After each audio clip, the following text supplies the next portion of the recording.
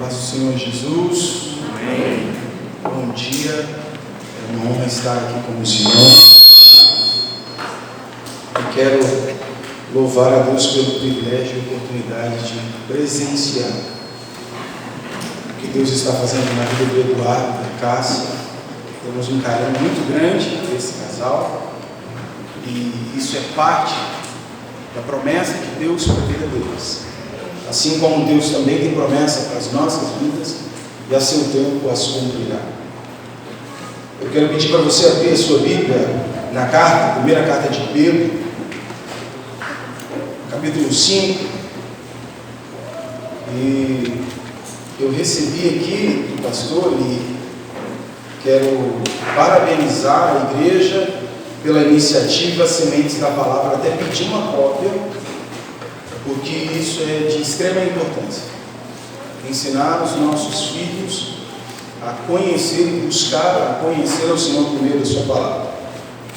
Então nós vamos falar um pouquinho hoje sobre o momento em que estamos vivendo, toda a situação que nós enfrentamos há um ano praticamente,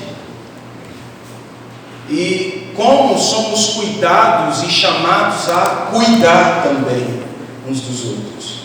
Por isso toda a nossa responsabilidade social, todo o nosso dever de se preocupar uns com os outros e também de louvar a Deus porque o Senhor cuida de nós através de pessoas. Então, quero ler o texto de 1 Pedro, capítulo 5, versículo 1 até o versículo 9, nessa ideia de que estamos vivendo momentos de lutas, adversidades, muita perda financeira, perda de pessoas que amamos, muito caos, e nós achávamos que as coisas estavam melhorando, e de repente somos pegos de surpresa, porque parece que voltamos a estaca zero. E nesse contexto, a política, a economia, o mundo não sabe o que fazer, as autoridades governamentais, não apenas nacional, mas mundial, está em colapso. E diante dessa dificuldade, há um sentimento generalizado, meus irmãos, muito próximo do que os irmãos estavam vivendo quando Pedro escreve essa carta. Um sentimento de abandono, de incertezas, de descaso. E aí é preciso, nesse momento, palavras de esperança, é preciso reencontrar o caminho da graça e do cuidado. Por isso, nós vamos ler esse texto, entendendo que é tempo de cuidar e de ser cuidado. E que para isso nós precisamos aprender como o Supremo Pastor, Jesus, o bom pastor, porque o pastoreio é a arte de imitar a Jesus no cuidado com o próximo. Que de certa forma você, eu, ainda que você não seja empossado pastor, você tem pessoas debaixo do teu cuidado, e Deus quer cuidar delas por meio da sua vida. Quer seja você um profissional, quer seja você um empreendedor, um professor, um pai, uma mãe, Deus está contando conosco para esse cuidado, sobretudo nesse momento tão especial. Vamos ler o texto? Aos presbíteros que há entre vocês, eu presbítero como eles, testemunho do sofrimento de Cristo e ainda coparticipante da glória que há de ser revelada, peço: pastoreiem o rebanho de Deus que há entre vocês, não por obrigação, mas espontaneamente, como Deus quer, não por arrogância, mas de boa vontade, não como dominadores dos que lhe foram confiados, mas sendo exemplos para o rebanho. E quando o Supremo Pastor se manifestar, vocês receberão a coroa de glória que nunca perde o seu brilho. Peço igualmente aos jovens estejam sujeitos aos que são mais velhos, que a todos se revistam de humildade no trato uns para com os outros, porque Deus resiste ao soberbo, mas dá graça aos humildes. Portanto, humilhem-se debaixo da poderosa mão de Deus, para que Ele em seu tempo oportuno os exalte. Lancem sobre Ele todas as suas ansiedades, porque Ele cuida de vocês. Sejam sóbrios e vigilantes. O inimigo de vocês, o diabo, anda ao derredor, como um leão que ruge, procurando alguém para devorar. Resistam a ele, ficando firmes na fé, certo de que os irmãos de vocês, espalhados pelo mundo, estão passando por sofrimentos iguais ao de vocês. Vamos ler até o verso 11. E o Deus de toda graça, que em Cristo os chamou à sua eterna glória, depois de terem sofrido por um pouco, Ele mesmo irá aperfeiçoar, firmar, fortificar e fundamentar vocês. A Ele seja domínio pelos séculos dos séculos. Amém. Pode se assentar. Pedro escreve essa carta para falar sobre a graça de Deus em tempos difíceis, dificultosos, e com isso desenvolver uma medida, uma porção de esperança e encorajamento, aquela fé viva, atuante, que nos mantém firmes e fortalecidos no Senhor, a despeito de toda a adversidade. Há nessa carta pelo menos 6 termos gregos para sofrimento, dor, aflição, angústia e desespero. E por 15 vezes a palavra sofrimento aparece nessa carta de 5 capítulos. Quando Pedro escreve, ele escreve no versículo 1, como apóstolo de Cristo, sendo enviado aos eleitos, aos escolhidos, aqueles que Deus chamou para si, e ele faz menção a 2 aspectos: aqueles que estão forasteiros, lembrando que o seu território, a sua pátria, não era aquele lugar, é a eternidade, o reino dos céus, e também falando que eles estão dispersos. E por que eles estão dispersos? Porque há uma medida de perseguição que se levanta a partir do Império Romano contra todo aquele que professa Jesus como Rei, Senhor e Salvador de sua vida. E há então essa motivação, perseguição, confisco de bens, os filhos sendo levados como escravos, morte. É esse o contexto que Pedro escreve. E ele descreve nessa carta, destrinchando em 3 partes, bem nítidas e visíveis: a graça de Deus e a salvação em Cristo Jesus. Irmão, apesar de toda luta e de toda dificuldade, somos salvos em Cristo Jesus, e isso é motivo para a gente, como eu costumo dizer, ficar aleluiado, ficar em estado de graça, porque somos salvos em Cristo Jesus. E ainda que leves e momentâneas tribulações se levantem contra nós, há uma perspectiva que deve nos firmar e nos fortalecer: a salvação em Cristo Jesus. O segundo aspecto, a segunda porção dessa carta é sobre a graça de Deus e a submissão.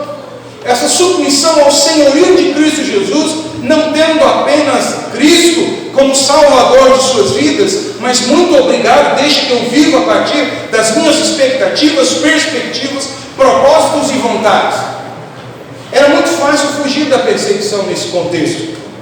A forma era negando Jesus, negando a fé e retrocedendo aquilo que é chamado também de apostasia. Deixar a fé, os valores, a cultura do reino e dizer que era judeu. Não precisava ser romano, bastava voltar ao judaísmo como religião aceita naquele momento. E o Pedro nos incentiva, a despeito de toda dificuldade, sejam submissos a Deus. Terceira e última porção, em que está baseado minha fala hoje, é a graça de Deus e o sofrimento, que começa no capítulo 3, verso 15, e vai até o capítulo 5, verso 15. E por que Pedro vai falar sobre isso? Porque em tempos difíceis nós precisamos de líderes, de pastores, de cuidadores que possam liderar, influenciar e cuidar do povo de Deus ao modo de Deus, na perspectiva de Deus, olhando fixo para a eternidade, o reino de Deus. Nesse momento difícil, eu acredito que vocês, como nós, lá em São Paulo, estamos tendo uma grande dificuldade com a fragilidade da fé de alguns irmãos. Que nesse momento tão difícil em que estamos vivendo, 2020, começo de 2021, parece, meus irmãos, que a nossa fé tem a tendência a ficar abalada. A nossa estrutura é chacoalhada de tal forma que muitas vezes questionamos e perguntamos: Senhor, o que é que está acontecendo? E nesse momento é que nós precisamos de pastores que conheçam a vontade de Deus, que compreendam o tempo e as estações para conduzir o seu povo. E a minha oração e o meu desejo é que Eduardo e Renan, Renan, vocês sejam esses líderes que vão encorajar, animar, trazer esperança, trazer fortalecimento na fé dos amados. Por isso que Pedro escreve, e preocupado com o tipo de liderança que havia naquelas igrejas, ele escreveu porque sabia que as coisas iriam piorar. Se o mundo vai de mal a pior, não há como esperar aqui boas notícias. Se as coisas estão caminhando a um fim, como a gente entende, compreende a partir das Escrituras, não espere melhoras aqui, ponha a sua expectativa e a sua esperança na eternidade, no reino dos céus, num reino de paz, de justiça, de alegria, de contentamento no Espírito. Mas enquanto estamos aqui, precisamos ser fortalecidos. A palavra pastor tem a ideia, no original, aquele que apacenta. Não é um título, é aquele que é feito por alguém. E apacentar significa conduzir a paz. São pacificadores. Conduzir a pasto, conduzir a nutrição. E é por isso que Pedro está dizendo: eu também recebi a vocação e o cuidado de Deus para olhar para as pessoas e de forma muito carinhosa, muito atenciosa, prover o cuidado de Deus por meio da minha vida. Isso é pastorear, isso é cuidar. Aquele que cuida, alimenta, protege as ovelhas indefesas, como Jesus. Pastorear é cuidar, é nutrir ao modo de Jesus, como fez com os seus discípulos. É ter a sensibilidade no coração de andar e perceber, ver as pessoas, como Jesus fez. Ao caminhar, olhar uma multidão perdida, sofrida, como ovelha que não tem pastor. É olhar diferente dos religiosos, que quando Jesus é tomado por uma ação de uma mulher pecadora, aquele religioso que recebe Jesus no jantar, já questiona a divindade de Jesus, dizendo: se ele fosse de fato um profeta, alguém da parte de Deus, saberia quem é essa fulana, quem é essa dona, que é uma pecadora, e não permitiria que a tocasse. Jesus diz para o religioso: Simão, você vê essa mulher? Porque o que você pode ver são apenas os defeitos, a história, as marcas que a vida lhe trouxe. Pastorear e cuidar é olhar nos olhos das pessoas e vê-las como elas são na ótica e na lente de Deus. E como eu disse, todos nós estamos precisando de cuidado e ser cuidadosos uns com os outros. A proposta desse texto traz para a gente o privilégio, a honra, a responsabilidade, nós que somos pastores, líderes, de manifestar cuidado de Deus para com o próximo. E como eu disse, em alguma medida, você também foi chamado por Deus para cuidar e ser cuidado. Primeiro verso que me chama a atenção está no verso 2. Jesus, o Supremo Pastor, vai cuidar do seu povo, enquanto ele não volta, por meio dos seus líderes. Como ser um bom pastor? Como ser um bom líder? Como ser uma pessoa que Deus está usando para cuidar de pessoas? Como que a gente faz isso? Verso 2 responde: devem ter um espírito voluntário. Precisam servir não por obrigação, mas de livre vontade, como Deus quer. Verso 2. Fala de um espírito de servo, uma postura, uma posição baseada na consciência da responsabilidade que temos diante de Deus. Cuidar não por imposição do título, o peso da responsabilidade. Eu quero ampliar isso, não apenas aos pastores, a você. Você pode ser instrumento de Deus para cuidar de pessoas. Quantas pessoas estão entrando num processo de desestabilização emocional e que um telefonema, alô, estou sentindo a sua falta, meu irmão, minha irmã, percebo que você não está bem, estou orando por você. Isso é cuidado de Deus. Não precisa ter o título. Isso vem como resposta da percepção a alguém que está sendo instrumento de Deus para edificar a minha vida, para abençoar a minha vida, para cuidar. Daí vem o título. Mas antes é o que fazemos na relação uns com os outros. E como pastores, vocês dois que foram ordenados hoje, é ter o temor a Deus, fazer isso em amor, por amor a Deus e ao próximo, porque Jesus disse, ao ser indagado, qual o maior mandamento? Amar a Deus, o Senhor, com toda a sua força, com toda a sua mente, com todo o seu entendimento, e semelhante a esse mesmo peso, mesma exigência, amar ao próximo. Pastorear é cuidar, e cuidar é cumprimento de um mandamento cristão. E nesse tempo, meus irmãos, seus vizinhos precisam de cuidar, seus funcionários, seus colegas precisam de cuidar. É olhar as pessoas com a dignidade, com o respeito e com a graça que Deus deseja compartilhar a esses, mesmo não sendo cristãos, mas precisam de cuidado. Cuidado, como o texto diz, ao modo de Deus, não segundo as nossas personalidades, métodos, formas ou preferências. É cuidar sem distinção, é desenvolver um relacionamento pessoal, vital, tão próximo com Jesus, a ponto de discernir a vontade do Senhor e ser a manifestação, as mãos de Jesus que levanta o abatido.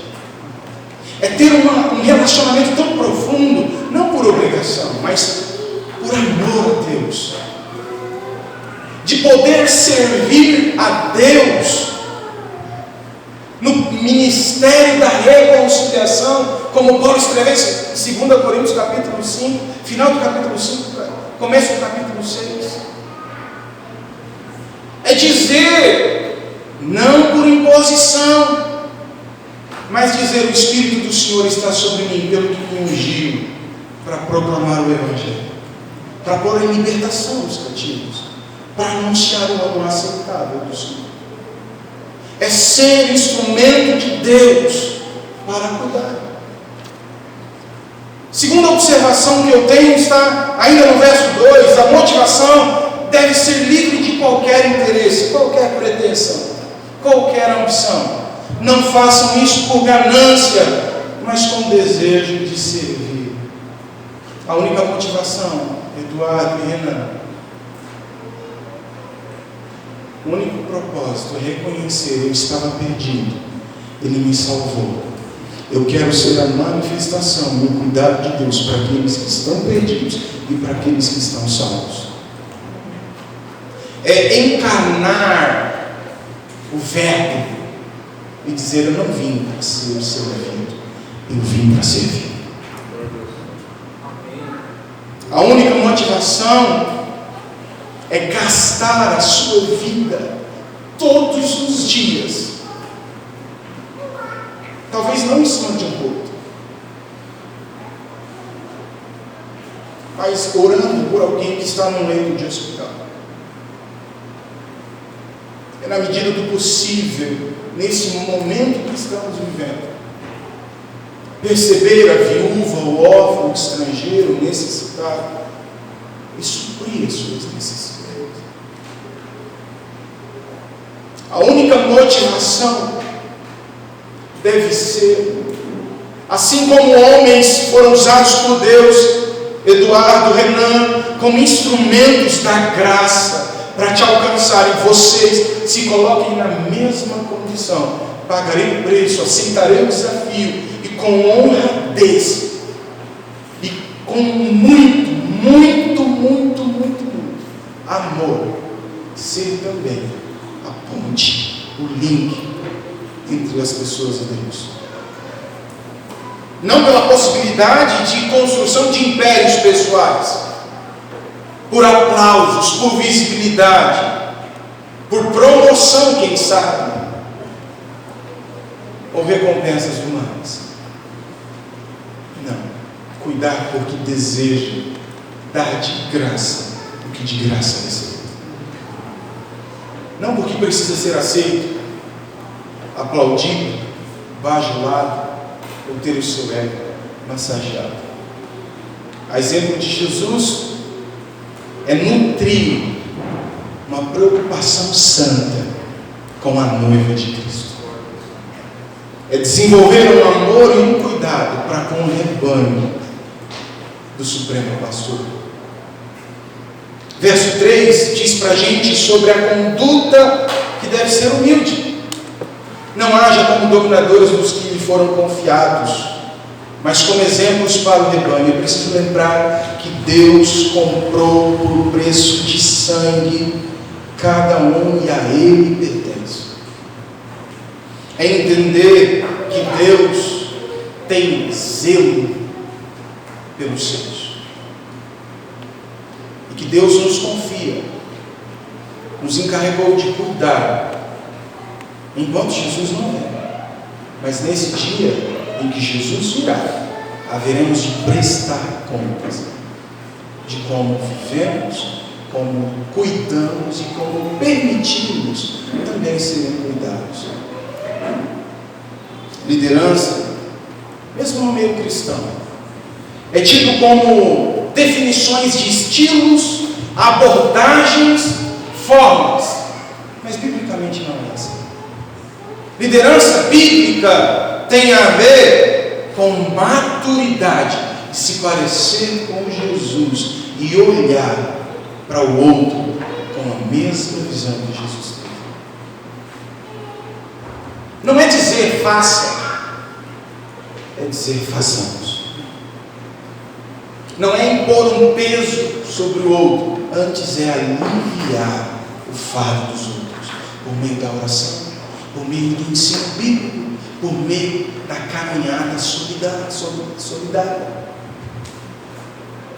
É replicar o que Jesus fez.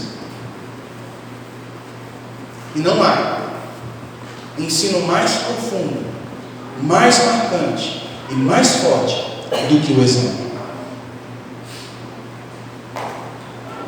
O que nós temos aqui no versículo 4, Eduardo, Renan, nós pastores, você que é líder,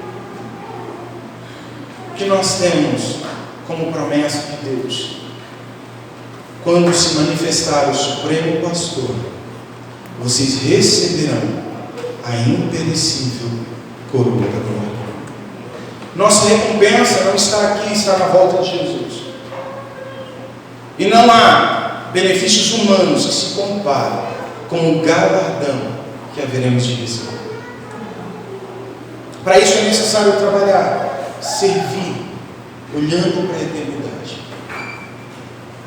Quando indagado qual a visão da comunidade Bib Rio de Deus, é uma pergunta difícil.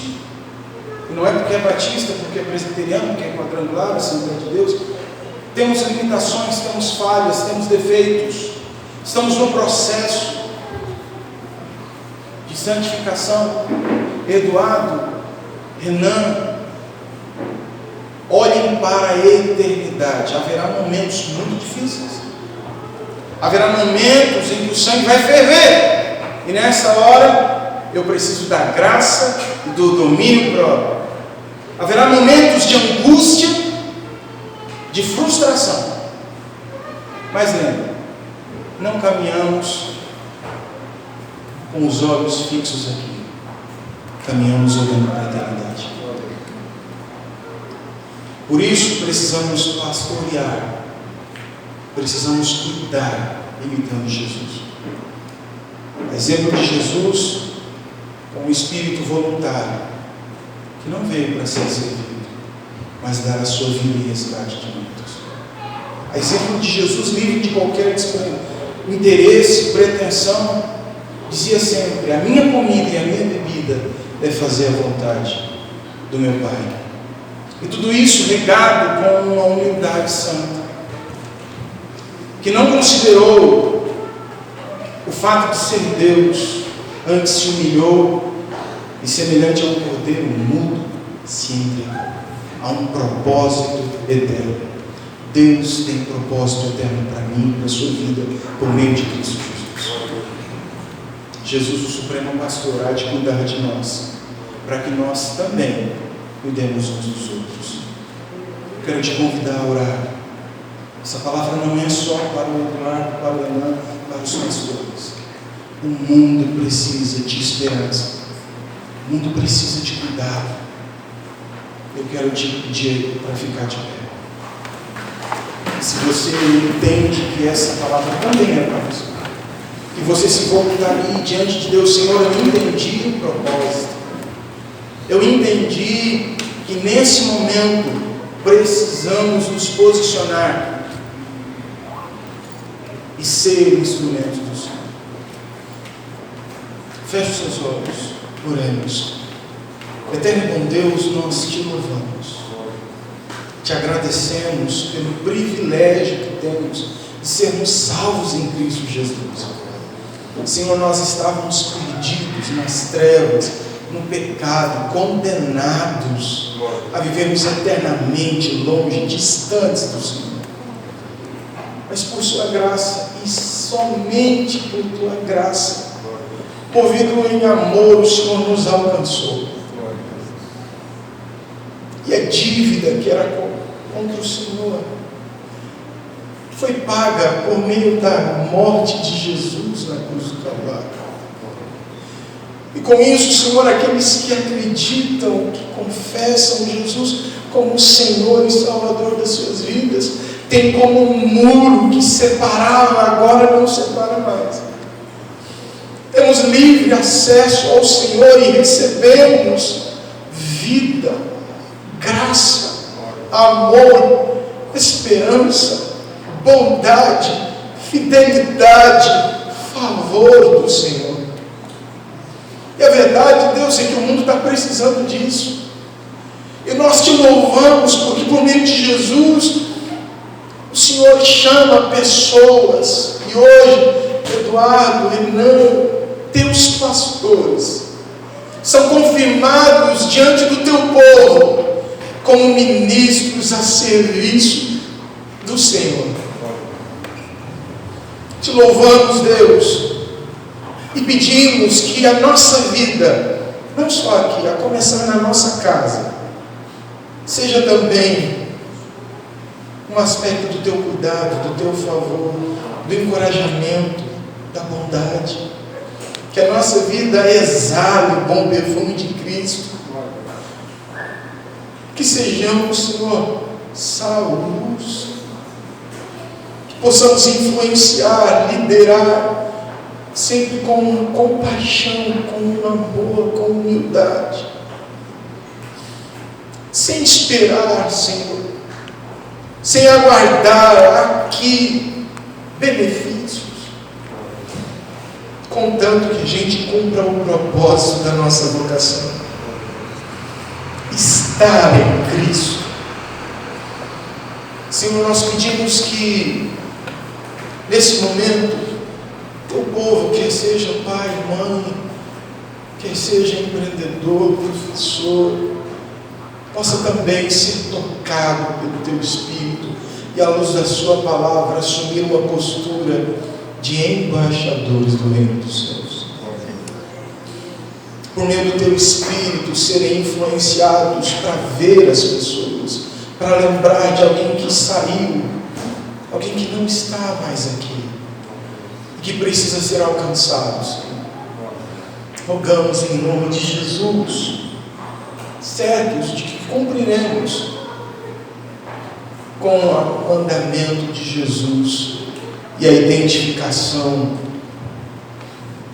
naquilo que Jesus disse: nisto saberão que sois meus discípulos, se vos amardes uns aos outros. Que sejamos, Deus, para o louvor da sua glória. É o que pedimos em nome de Jesus. Amém.